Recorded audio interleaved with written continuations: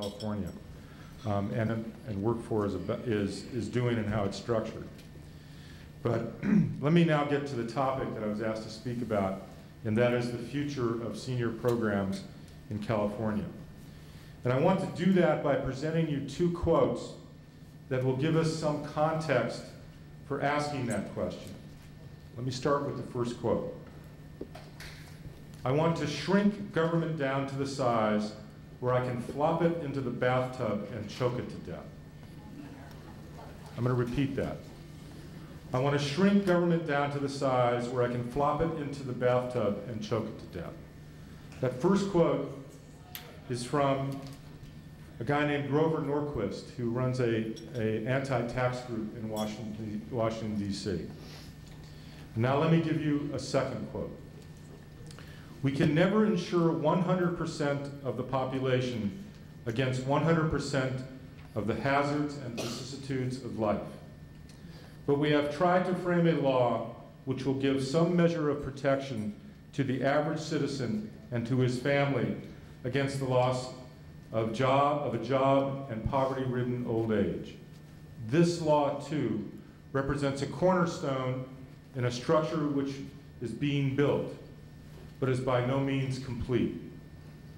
Of course, the second quote is from President Franklin Roosevelt on the day he signed Social Security into law 75 years ago this year. And the reason for bringing you these two dramatically different points of view as we begin our discussion this morning is so that we can have a common understanding of the challenges and the framework we are in. God bless you. And what we face as we ask ourselves about the future of senior programs, safety net programs in California. My point is that these two ideas, the first one being a concept that says that government is bad, that government needs to be eviscerated and ultimately choked out of its effectiveness, versus a point of view that says that the concept and reality of Social Security, and I'm not just talking about the program, but I'm talking about the words Social Security, social safety net, is a cornerstone which needs to be built upon, and as the quote continues, but is no means complete. 75 years later, it continues to be our mission to complete what Roosevelt said. And it continues to be our mission to first of all, analyze and learn and know what the forces are behind the Grover Norquist quote. Because that dichotomy, if I may say the word, that dialectic is what this current fight is about right now. These two contrasting philosophical points of view are at the heart of the current national and California moment. They are rooted in the fundamental and conflicting views of who we are as Americans. The competition around these two ideas is the framework for what we must struggle to both preserve and win in Washington, in Sacramento, and on Main Street. So if you think about this frame, that we are really about, in a discussion and in a struggle that not only is about the specific programs that we hold dear and we care about, but the very framework and the very meaning of who we are as a nation and who we are as a state. It gives us a deeper understanding of the struggle that we're in. And as you know, it ain't a pretty picture. We are in a period of deep fiscal challenge. 11 states across the country have gaps of more than 10% in their budgets. California at 9%, Minnesota at 26%, Arizona at 35%, Florida 32%, Illinois at 36%, and Nevada, the granddaddy of them all, at 56%. Further, public discontent with government has grown and grown and grown. There's a wonderful little book which I would recommend to you called Why Government Works, Why America Needs the Feds, by an author named Milton Essman. In the very first few pages of that book, he cites the fact that in the 1960s, Americans trusted their government at about the rate of 80%. That number is less than 20%. And of course, we all know what is happening in California and what has been taking place in the last few years. So given these issues and giving this bigger picture perspective, what is it we can do and what is our mission? And how can we reclaim this historic moment and bring back nothing less than sanity, if you will, to our public discussion? First, I think we could lay claim to some important victories. The accomplishment of winning healthcare reform is huge. Just to cite a few of its features, first of all, it expands Medicaid in the next few years, up to 133% of poverty. In California, that probably means another 2 million people will have coverage. It absolutely, despite what the commercial said, the health care bill literally saved Medicare. And I'll tell you why. In 2017, Medicare was about to go insolvent. What this legislation did was it slowed the growth of Medicare from 8% a year to 6% a year. It did not stop the growth, it slowed the growth. And by doing that, it extended the solvency life of Medicare by anywhere from 9 to 11 years. The bill closed eventually, by 2020, the donut hole. And of course, one of the most important parts and least reported parts of this is the incredible importance of our first national long-term care insurance program called CLASS, the CLASS program, which I know you talked about. So together, the work that we've done, having met, being reminded by Janet that I met her first during the Clinton years in fighting for health care, and all the efforts, beginning with actually FDR, and then Harry Truman, and LBJ, and all the others, both Democratic and Republican presidents in the past, and Democratic and Republican majorities in the past, who actually have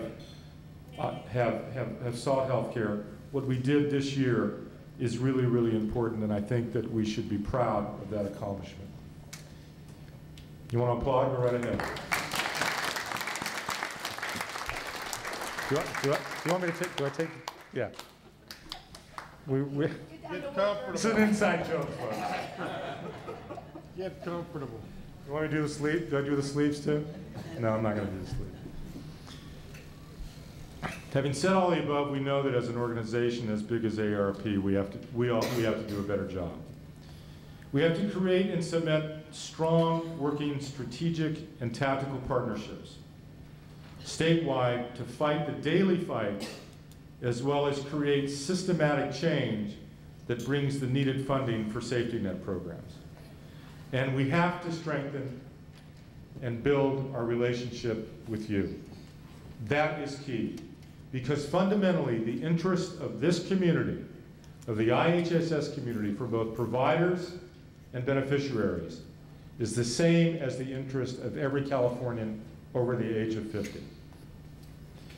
So let me suggest, as part of my presentation today, some concrete ways that we can join forces in the next 2 years that increases our effectiveness and makes us, and so that we can make a difference in the coming years.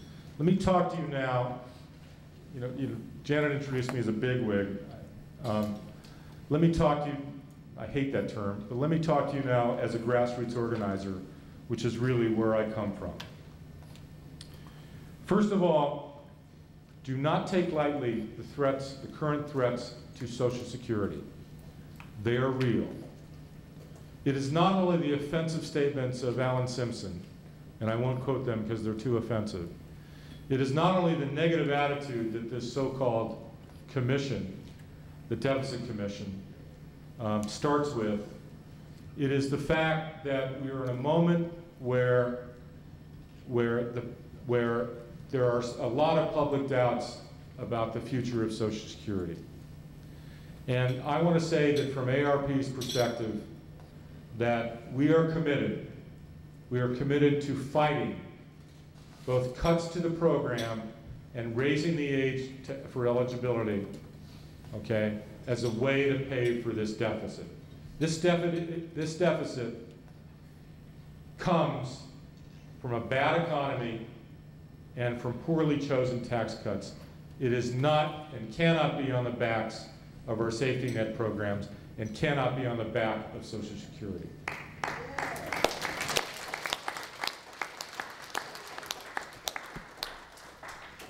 Here's the interesting part about Social Security.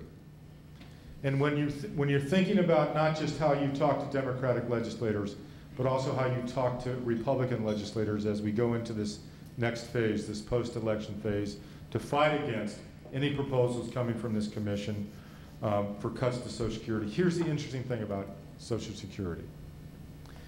It is solvent all the way to 2043. And in 2043, it can pay 2041, excuse me. I had an actuarial goof up there. 2040, never goof up your actuarials, folks. All the way to 2041 it is solvent. It can pay full benefits. And even at that point, it can still pay 73% of its committed benefits. I'll second that. Now, you want to know why? And you want to know who we can give credit to for that? Ronald Reagan and Alan Greenspan. You know why we can give credit to them for that? Because in the early 80s, Social Security really was going broke. And what happened after President Reagan had failed first to change Social Security and reform it and privatize it, it was very clear that Social Security was about 18 months away from insolvency, so he put together this commission that included Alan Greenspan, Speaker O'Neill, Claude Pepper, who's a great hero on senior programs, Bob Dole, Robert Michael, who was a minority leader on the House side back then. This is again the early 80s. And they created the reforms that give us the present solvency that we have and the long-term solvency that we have. And here's the point that I'm making about this. When you talk to Republicans, when you talk to anybody out there, but particularly Republicans, you need to make the point that, number one, there is no crisis in Social Security. Number two, it does not, in fact, it helps mitigate against the deficit. And number three, it is a bipartisan consensus with the very reforms that saved it all the way to 2041 being done by Republicans and Democrats together. At the end of that process, Bob Dole said in public, "This is my finest Senate moment," when they saved Social Security from insolvency. So it is not broken. It ain't perfect. We need to fix what needs fixing. But it goes all the way to 2041. And I'll tell you this, it goes to 2041 with a 1% growth rate in the economy. And a 1% growth rate in the economy, we've had a negative growth rate for the last few years because of the recession, particularly when economies were in moderately good shape, they're at 2 to 3 to 4%. So if we can just get it back to where it ought to be, 2 or 3 or 4%, it will move out that 2041 year to longer, even with the baby boom explosion. Reforms to Social Security happened under Republican administrations. They added benefits for persons with disabilities under Dwight Eisenhower. They added the COLA under Richard Nixon.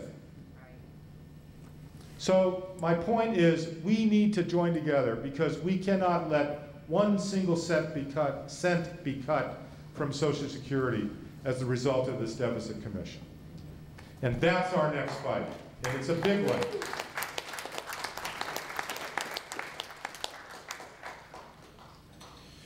Our next strategic point is that we have to do a much better job of getting middle-class older Californians engaged in this fight. We've got to be in the suburbs of Riverside County, of Placer County. Is that for me? Oh, okay. We've got to be in the suburbs talking to people about long-term care and home and community-based care. Because guess what? One of the worst myths out there is that people believe that when they get to Medicare age, it pays for long-term care.